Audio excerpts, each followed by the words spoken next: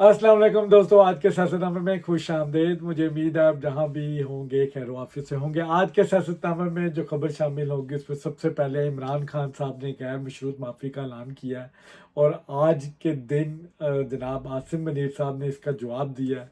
क्या जवाब दिया है उस पर बात करेंगे। दूसरी खबर, इलेक्शन कमीशन ने सुप्रीम कोर्ट में दरखास्त दायर कर दी है मखसूस नशिस्तों के हवाले से जो तरीके इंसाफ को दी गई हैं, उस पर बात करेंगे। और आखिर में हसीना वाजिद जो बांग्लादेश की प्राइम मिनिस्टर थी वो इंडिया चली गई हैं। आईएसआई पर इल्ज़ामात लग रहे हैं। इस वक्त बांग्लादेश की क्या सूरत हाल है, इस सारे सिनेरियो पर भी बात करेंगे और पाकिस्तान के हवाले से इसको कंपैरिजन करने की कोशिश करेंगे।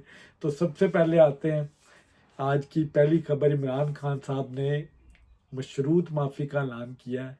उसमें उन्होंने ये कंडीशंस रखी हैं कि आप मुझे वीडियोस दिखाएं, एविडेंस दें, सीसीटीवी फुटेज जो गैप की गई हैं वो दिखाई जाएं, और फिर अगर मेरे लोग इसमें मुलव्वस हुए तो मैं माफ़ी मांगूंगा और मैं उनको पार्टी से भी निकाल दूंगा। सब कुछ करने को तैयार हूँ। एक बड़ी लंबी चौड़ी बातें की हैं।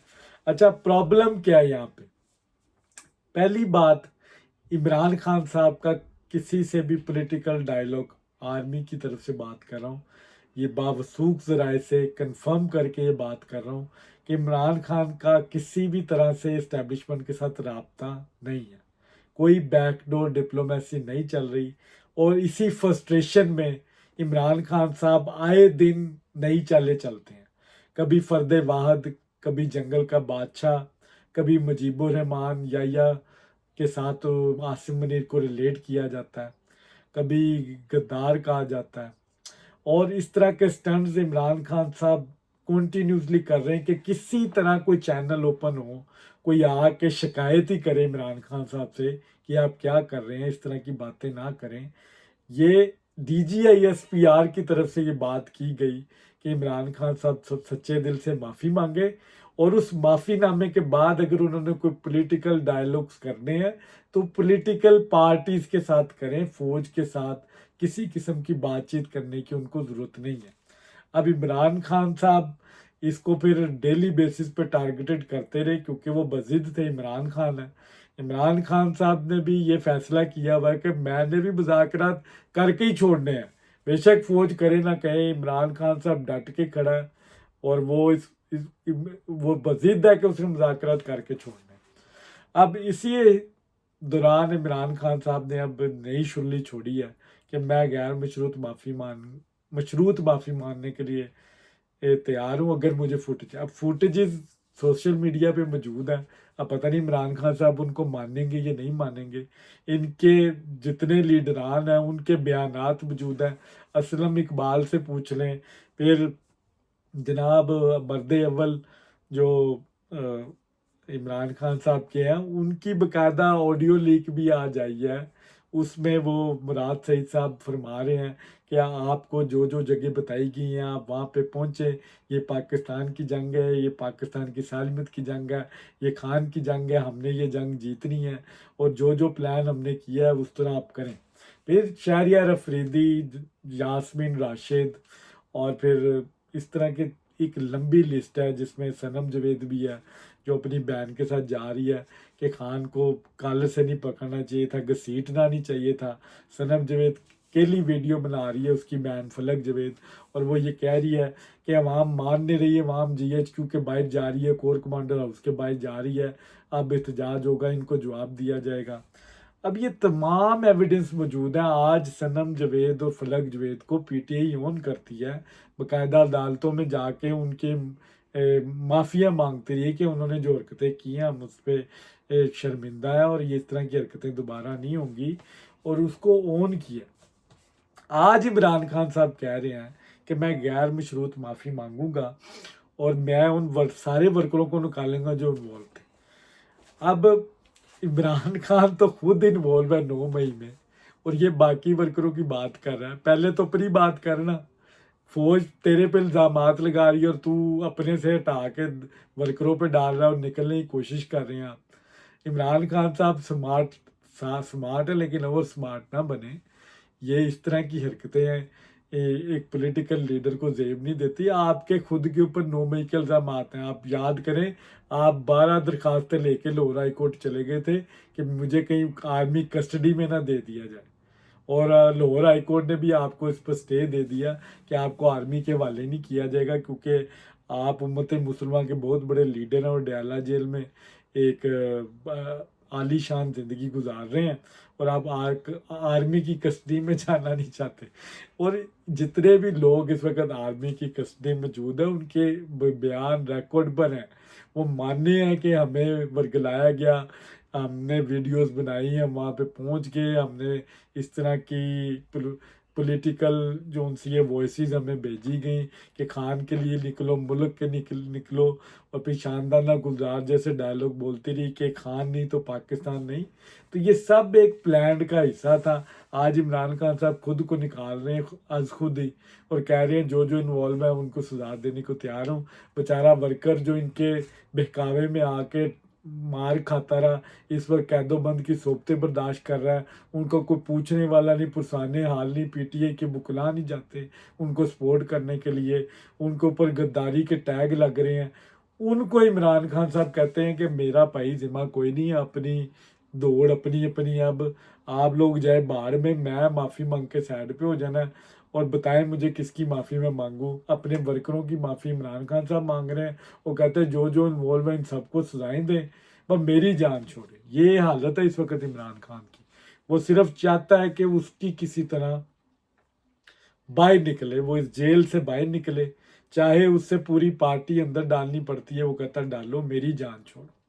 इस वक्त ये सिचुएशन है। दूसरी तरफ आज आर्मी चीफ साहब ने उलमाए शेख की एक कॉन्फ्रेंस थी जिसमें तमाम उलमा कराम को बुलाया गया, वज़ीर आज़म साहब भी शामिल थे। उस कॉन्फ्रेंस में आर्मी चीफ साहब ने ज़मीन के अंदर जो फसाद होता है उसका जिक्र किया, ये बहुत बड़ा गुनाह है, और जो लोग फसाद करते हैं उनकी कोई माफ़ी नहीं है। और डिजिटल दहशतगर्दी का जिक्र किया, प्रोपेगेंडा करते हैं सोशल मीडिया पे, ओबवियसली आर्मी के ख़िलाफ़, शोधा के ख़िलाफ़, उनकी भी माफ़ी कोई नहीं। वज़ीर आज़म साहब ने फिर 9 मई का हवाला दिया कि ये एक बहुत बड़ा सानिया था, जुर्म है, हम इनको केफरे किरदार तक पहुँचाएंगे। अच्छा, आज जब ये मैं चीज़ें सारी, एक साल से ज़्यादा हो गया है 9 मई को, आज मैं यूके में भी राइट्स हुए हैं, और बाकायदा एक पॉलिटिकल पार्टी है, लोगों ने प्रोटेस्ट किया है मुसलमानों के ख़िलाफ़ और एक इमिग्रेशन के ख़िलाफ़। लेकिन यूके गवर्नमेंट ने विद इन 24 आवर तकरीबन 3 राइटर्स को जेल में भेजा है, 180 लोगों को चार्ज किया है, और 1300 रेड्स उनकी प्लान है जो उन्होंने करनी है, और लोगों को पकड़ना है जो इन राइट्स में शामिल थे। तो ये यूके जैसे कंट्री में ये आलम है, और पाकिस्तान जैसे मुल्क में जहाँ पे फ़ौज के ऊपर एक बाकायदा मुनज़्ज़म अटैक किया गया, और उसके मुजरमान को आज तक रिफ़े किरदार तक पहुँचाया नहीं गया। ये सिर्फ प्रोटेस्ट किया है इन्होंने, और राइट्स किए हैं इमिग्रेशन के ख़िलाफ़, कुछ दुकानें तोड़ी हैं, दुकानों से सामान चोरी किया है। ये उस कंट्री में उन्होंने इतनी रैपिडली जो उनसे वो स्पीडी जस्टिस दी है, जो जो इन्वॉल्व हैं उनको पकड़ा है, उनको सजाएं। 180 लोगों को चार्ज किया, 1300 से ज़्यादा से रेड उन्होंने मार्क की हुई जो उन्होंने करनी है, और लोगों को पकड़ना है। और पाकिस्तान किधर खड़ा है इस वक्त? 9 मई को 1 साल से ज़्यादा हो गया, हम आज तक यही नहीं तय कर सके क्या ये पाकिस्तान की सालमियत के ख़िलाफ़ कानून था, ये अमल था, ये आर्मी एक्ट के तहत होना चाहिए या नहीं होना चाहिए, ये सिविल अदालतों में जाएगा या टेररिज्म कोर्ट में जाएगा। हम आज तक यही फैसला नहीं कर सके। तो ये पाकिस्तान की अदालती निज़ाम की, पाकिस्तान के सिस्टम की, पाकिस्तान के पुलिस सिस्टम की, क्राइम सिस्टम का एक फेलियर जो कि क्लियरली नज़र आ रहा है। It has to be change, इसको चेंज करने की ज़रूरत है, अदरवाइज़ पाकिस्तान जो उनसे वो आगे नहीं निकल सकता, पाकिस्तान इधर ही गिरा रहेगा। हम यही हर साल इस साने को याद करके रोते रहेंगे। सज़ा कौन देगा इसका आज तक हमें पता नहीं चल रहा। अदालतें अपनी जगह पे बैठी हुई हैं, एक पार्टी बन के, जो पाकिस्तान का लॉ, जो दूसरा सिस्टम है पुलिस का और आर्मी का, वो बेबस नज़र आ रहा है। इनको सज़ा दिलवा नहीं सक रहा, एविडेंस मौजूद है, फुटेजेस मौजूद हैं, लेकिन फिर भी बेल हो रही है। आलिया हमजा फिर भी बाहर है, फलक जवेद भी बाहर है, अब रऊफ़ हसन साहब भी बाहर आ गए हैं। को के रऊफ़ हसन साहब ने काफ़ी हेल्प की है, वादा माफ ख्वाब बने हैं, उन्होंने काफ़ी हेल्प आउट किया, उन्होंने प्लान को बताया, लेकिन इस वक्त पीटीआई उसको मशकूक निगाहों से देख रही है, उनके करीब नहीं जा रही। वो इस वक्त आज़ाद है। अब पीटीआई आने वाले दिनों में उनके साथ क्या करती है, ये भी देखने वाली बात है। शेर अफजल मरवत साहब के साथ क्या किया, उनको शक की निगाह से देखा जा रहा है, उनको इस्टेब्लिशमेंट का बंदा कहा जा रहा है। तो पीटीआई अब थोड़ा डिस्टेंस रख रही है उन लोगों से जो इस वक्त जेल से बाहर है, क्योंकि वो विदाउट रीज़न, मैं हमेशा से ये बात कर रहा हूँ कि जो लोग जेल से बाहर हैं वो कॉम्प्रोमाइज़ हैं। अगर वो कॉम्प्रोमाइज़ ना होते तो जेल के अंदर होते, जैसे बुराद सईद साहब, असलम इकबाल, हमाद अजहर, इमरान खान, फिर शाह महमूद कुरैशी, यास्मीन राशिद, एक लॉन्ग लिस्ट है। तो अगर तो ये कॉम्प्रोमाइज़ होते तो ये बाहर होते, कॉम्प्रोमाइज़ ना नहीं है तो इसलिए वो जेल के अंदर। आज की दूसरी खबर पे आते हैं। जनाब इलेक्शन कमीशन ने नज़रसानी दरख्वास्त दायर कर दी है, और नज़रसानी दरख्वास्त में ये कहा गया है कि जो उजरत में 5-8 जजेस ने जो फैसला दिया है उस पर आप नज़रसानी करें, को खुदा का खौफ करें, इसको आप आइन मत तोड़ें। जिस तरह उन 3 जजेस ने कहा कि आइन के 3 आर्टिकल्स को आपको मुअत्तल करना पड़ेगा अगर ये फ़ैसला इम्प्लीमेंट करना है। तो ये फैसला नज़रसानी की दरख्वास्त अब डाल दी गई है प्रोसीजर एक्ट के तहत, जो सुप्रीम कोर्ट का है उसके तहत अब ये बेंच बनेगा। किस तरह बनता है, कौन बनाता है, अब ये एक बड़ा कड़ा इम्तिहान है मंसूर अली शाह साहब के लिए, जिन्होंने अभी तक वो तफसीली फ़ैसला नहीं जारी किया। जो ये सोच रहे थे ये 8 जजेस कि इनका फ़ैसला पार्लियामेंट को ओवर रूल्ड करेगा, पार्लियामेंट को डिक्टेट करेगा और सब मामला ठीक हो जाएंगे, और वो 5 जजेस ने जो माइनॉरिटी में थे उन्होंने फ़ैसला जारी कर दिया है। अब उसके लूज़ पोल वो ढूंढेंगे कि किस तरह हमने अपना फ़ैसला देना है, क्योंकि इनके पास ग्राउंड्स जो उनसी हैं वो इतनी स्ट्रॉन्ग्स नहीं है। किन ग्राउंड्स पे इन्होंने ये फ़ैसला दिया तरीक इंसाफ के हक़ में। तरीक इंसाफ की प्रे ही नहीं थी, तरीक इंसाफ की डिमांड ही नहीं थी कि उनको सीटें, ये असल में सुन्नी इत्तेहाद काउंसिल ने सीटें मांगी थी और उन्होंने दे तरीक इंसाफ को दी हैं। तमाम वकला इस बात पर एग्री थे कि तरीक इंसाफ को ये सीटें ना दी जाएँ, लेकिन ओवर रूल करके कॉन्स्टिट्यूशन को, कानून को, लॉ को रीराइट करके इन्होंने तरीके इंसाफ को दे दिए। कौन पूछने वाला। अदालतें जब पार्टी बन जाए तो फिर इस किस्म के फैसले आते हैं और उसका नुकसान फिर पॉलिटिकल सिस्टम को होता है। पाकिस्तान की जो पार्लियामेंट है उसको ये फेस करना पड़ा है। अब पार्लियामेंट और अदालत आमने सामने है, ये अदालतें रीराइट करते रहें, पार्लियामेंट उड़ाती रहेंगी, पार्लियामेंट नया कानून लाती रहेंगी। पार्लियामेंट ने अब जो कानून लाया 2017 से वो इम्प्लीमेंट है कि जो बंदा आज़ाद हैसियत में अगर लड़के आता है उसके पास 3 दिन है, 3 दिन के अंदर वो नहीं करता तो वो फारग है फिर। और दूसरा कि जो आज़ाद हैसियत में अगर लड़के आया है वो एक एफिडेविट देगा, 2 नहीं दे सकता, या 15 दिन का टाइम आप उसको 2 साल बाद, साल बाद नहीं दे सकते। आप दोबारा, आपके पास 15 दिन है, आप जिधर मर्जी चले जाएं। तो पार्लियामेंट ने स्टैंड लिया हुआ है। अब सुप्रीम कोर्ट की कोर्ट में अब ये गेम दोबारा है, ये फिर फैसला उड़ाया जाएगा, सुना जाएगा, नहीं सुना जाएगा, इट टेक्स टाइम।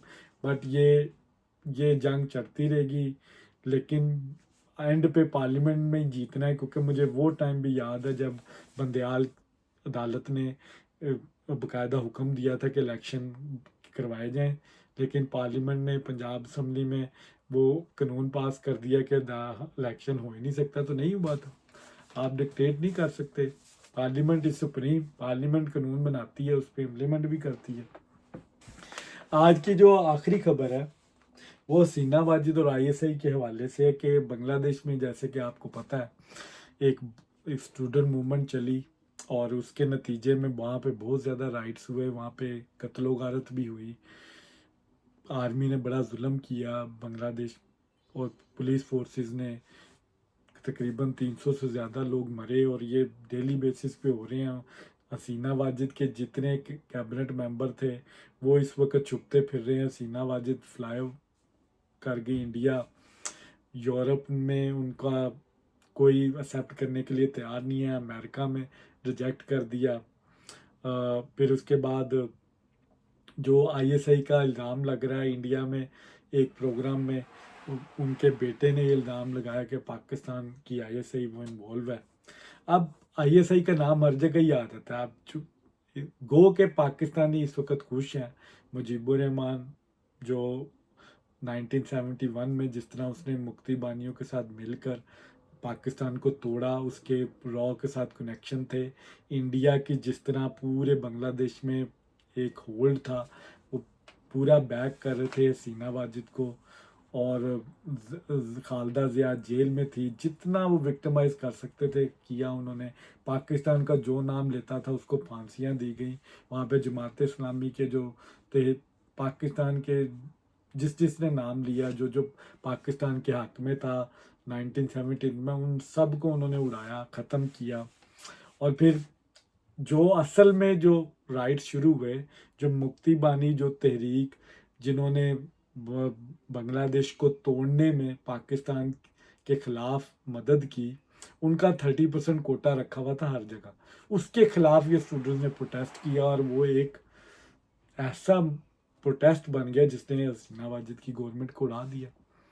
और ये आखिर में जो पाकिस्तान के सिनेरियो में, अब पाकिस्तान जो सोशल मीडिया इस वक्त पीटीआई का, वो अब वही स्टंट करने की कोशिश कर रहा है, स्टूडेंट्स को एक्टिवेट कर रहा है अपनी तरफ से, और कोशिश कर रहा है कि किस तरह हम भी इस तरह तहरीक चलाएं और बांग्लादेश जैसी सूरत हाल पैदा करें और ये सिस्टम सारा उड़ा के रख दें।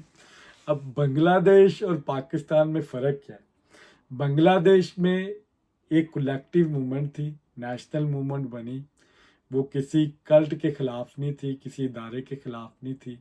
वो एक नाजायज़ काम हो रहा था, उसके ख़िलाफ़ उन्होंने आवाज़ उठाई, और सब ने उसमें एक नेशनल कॉज के तौर पर काम किया, और वो तमाम चीज़ें उड़ा दी जो उनके रास्ते में आई।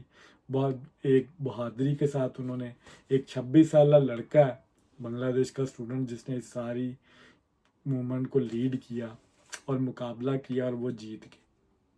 पाकिस्तान का मसला क्या है? पाकिस्तान में एक शख्सियत पसंदी को देखते हुए एहतजाज होते हैं, इमरान खान साहब को देखते हुए, इमरान खान साहब की पर्सनैलिटी को देखते हुए। कोई नेशनल कॉज नहीं है, कोई नेशनल इशू नहीं है, कोई बिजली के बिल नहीं है, महंगाई नहीं है। आपके एहतजाजों के पीछे जो पीटीआई का एहतजाज है वो इमरान खान है। इमरान खान को रिलीज़ किया जाए, जेल से निकाला जाए। केपी में जो स्वाबी में इन्होंने जलसा किया बहुत बड़ा था, उसमें ज़्यादातर लोग पंजाब से आए हुए थे, और वो ये गिला कर रहे थे कि पंजाब में इस तरह के जलसे क्यों नहीं हो रहे। पीटीआई के ऊपर बड़ा प्रेशर है। अब वो इमरान खान साहब के हक में निकल रहे हैं, एक इंडिविजुअल के लिए, नेशनल कॉज नहीं है, कोई एजेंडा नहीं है। सिर्फ मकसद क्या है? इमरान खान साहब को रिलीज़ करो। इमरान खान साहब के ऊपर मुकदमे हैं, उनके ऊपर 190 मिलियन का केस है, और काफ़ी इमरान खान साहब के ऊपर जो पीछे इनको बेल्स हुई जो अदालतों ने दी हैं, इस तरह के केसेस थे। लेकिन इसके बावजूद वो उनकी शख्सियत पसंदी उनमें नज़र आ रही है। बांग्लादेश में शख्सियत पसंदी नहीं थी, किसी ख़ास बंदे की खातिर नहीं वो निकले, एक नेशनल कॉज के नहीं निकले।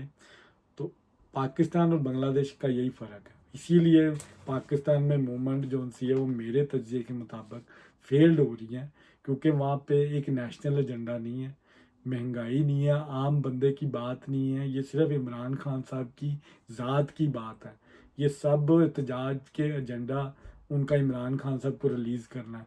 पाकिस्तान को डिस्टेबलाइज करने का मतलब इमरान खान को रिलीज़ करना है। उनको किसी चीज़ से कोई लेना देना नहीं, पाकिस्तान की इकोनॉमी से कोई लेना देना नहीं है, पाकिस्तान के फ्यूचर से कोई लेना देना नहीं है। उनका मकसद इमरान खान है।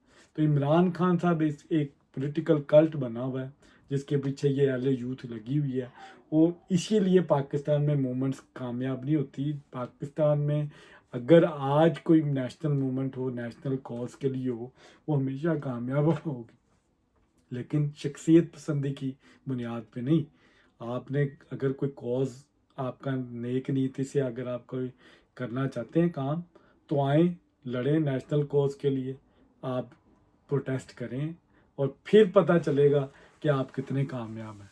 जब तक आप इंडिविजुअल किसी ज़ाती बंदे के पीछे लग के आप ये एहतजाज करेंगे ना, आप कभी भी कामयाब नहीं होंगे। तो ये था आज का सियासतनामा। अगर आपको पसंद आया तो लाइक शेयर कमेंट ज़रूर करें।